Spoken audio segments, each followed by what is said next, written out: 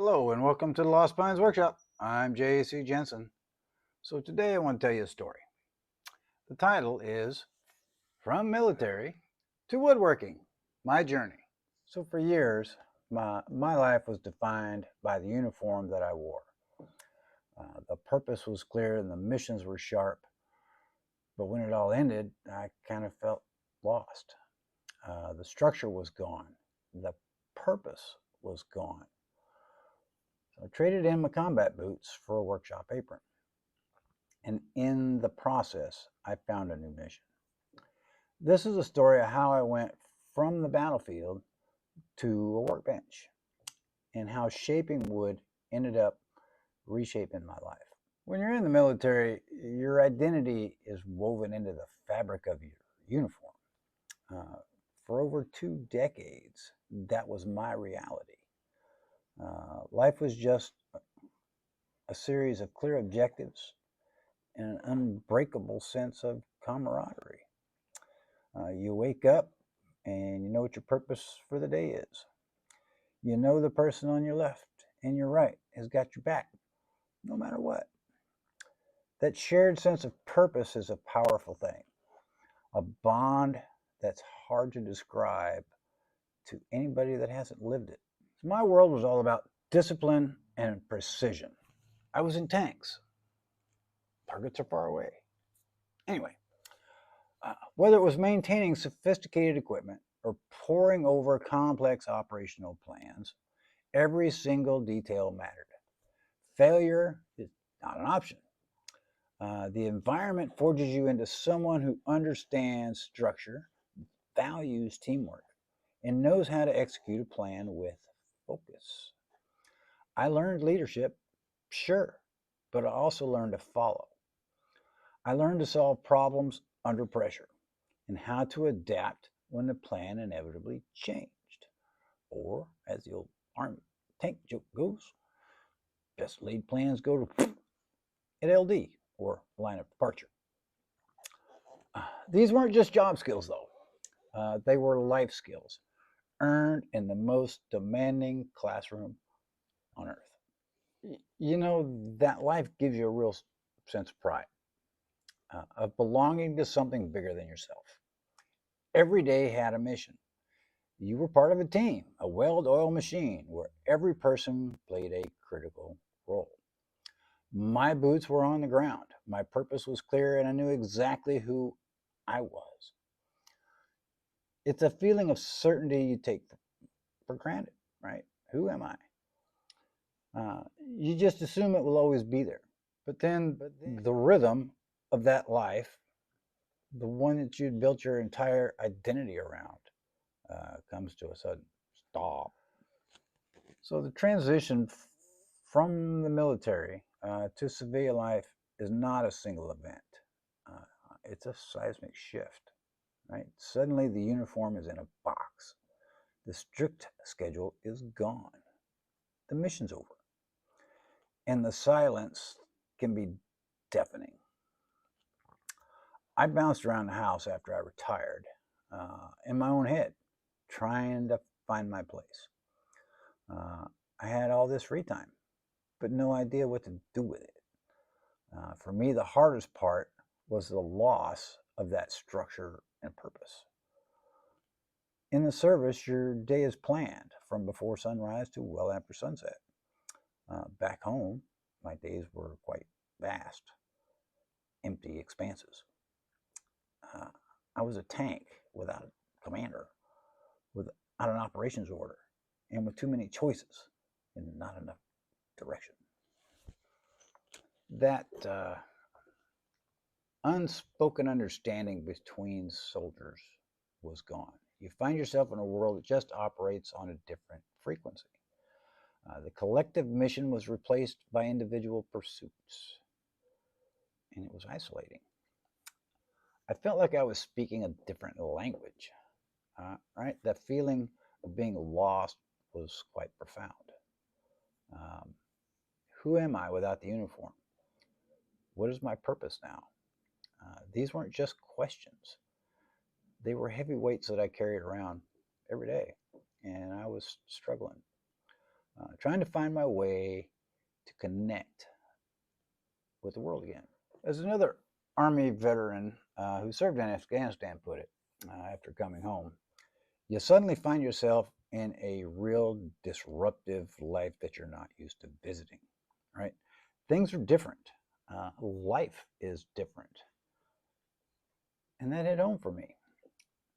I kind of felt like a stranger in my own life, watching from the outside as everyone else moved forward with a sense of purpose I just couldn't find. I was searching for a new mission, for something that would give me that sense of pride again.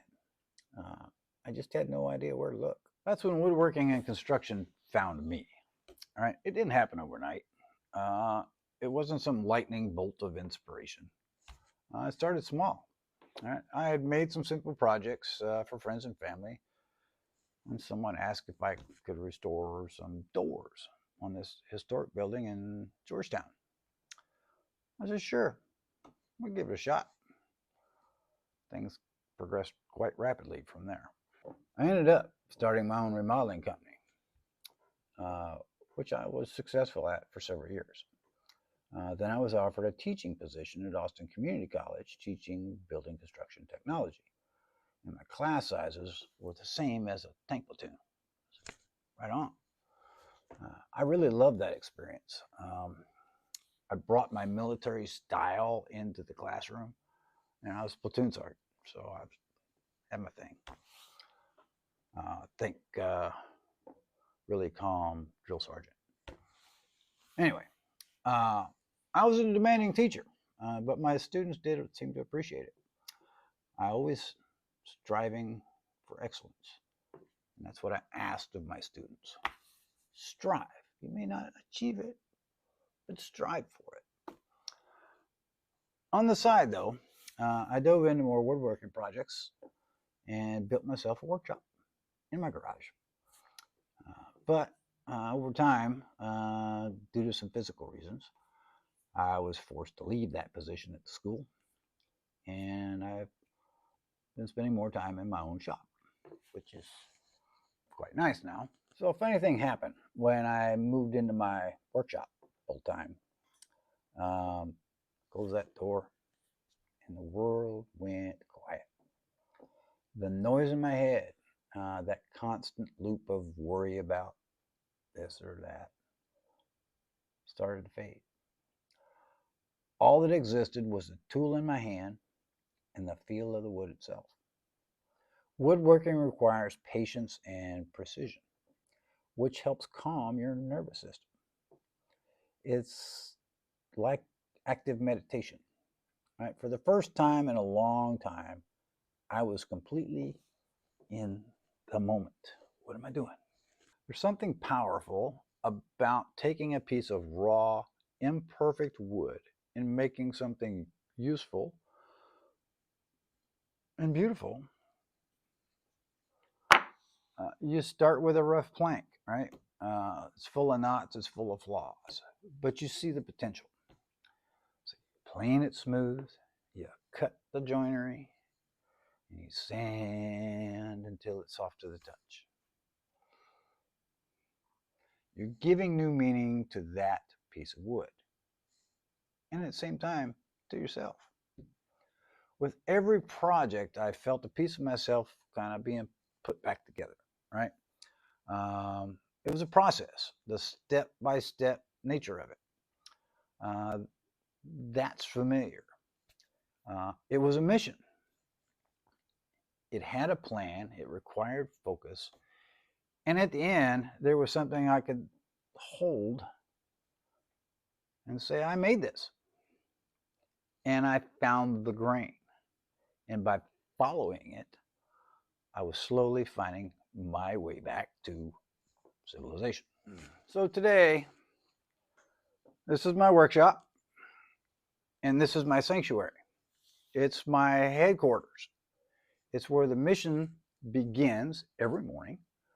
The smell of the sawdust now replaces the smell of JP8, which is stuff for tanks. And it's the smell of purpose. All right, I realized the skills that I learned in the military didn't disappear. They just needed a new application. The discipline to show up every day, that's military grade. The ability to read complex plan and see the finished piece. That came from studying technical manuals and operations orders. The intense focus needed to cut a perfect joint. For a fraction of an inch, it is the same focus needed on a mission. Those traits are my greatest assets in here. But you see, it's more than that. It's about rebuilding a sense of community. At first, it's just me. Then I started sharing my work online, and I found a new platoon of woodworkers, right? We share techniques, we troubleshoot, we encourage each other. Internet's not so bad after all. So I started building custom furniture for folks. That interaction, delivering a piece I poured my heart into, seeing the joy that it brings, has filled a void for me. As a Marine veteran, Daniel Brazil explains, woodworking's been my calm in the storm. It gives my mind something steady to focus on. No noise, no chaos, just me and what's in front of me. My life is once again defined by structure and precision. But this time, it's a structure I'm building for myself. This workshop, the apron, is my new uniform, and I wear it with pride. A pride I kind of thought I'd lost forever. So looking back, the path from combat boots to workshop apron seems unlikely. But the more I think about it, the more it makes sense. The person that goes to war isn't the same person that comes back. I returned with skills I thought were only valuable on the battlefield. I felt lost because the battlefield was gone. What I didn't realize was that the battlefield had just changed, right? My new fight was with purpose for peace. Woodworking didn't just give me a hobby, it gave me a way to channel my military experience into creating instead of commanding. It taught me that it's okay to work slowly, to be deliberate, and that sometimes you have to accept the flaw in the wood and work with it, not against it. In the workshop, you learn to adapt when the piece cracks or if a joint doesn't quite fit. It's a powerful lesson for life. So if you're a veteran out there and you feel a bit adrift, know this. Your skills are transferable. The integrity and the leadership and the dedication you learned are desperately needed. Maybe it's not woodworking for you. Maybe it's mechanics or technology or starting a new business. The key is to find that new mission, right? Find something that quiets the noise and lets you build something with your own two hands. The transition is hard, I'm not gonna lie. But a new purpose is out there waiting for you. This journey taught me that you can take off the uniform, but you never lose the heart of a soldier. You just have to find a new way to build purpose. Thank you for listening to my story. If you have a similar journey of transition, I'd be honored to read about it in the comments below. And if this resonated with you, perhaps consider subscribing for more stories and projects in the workshop. Thanks. We'll see you down the road.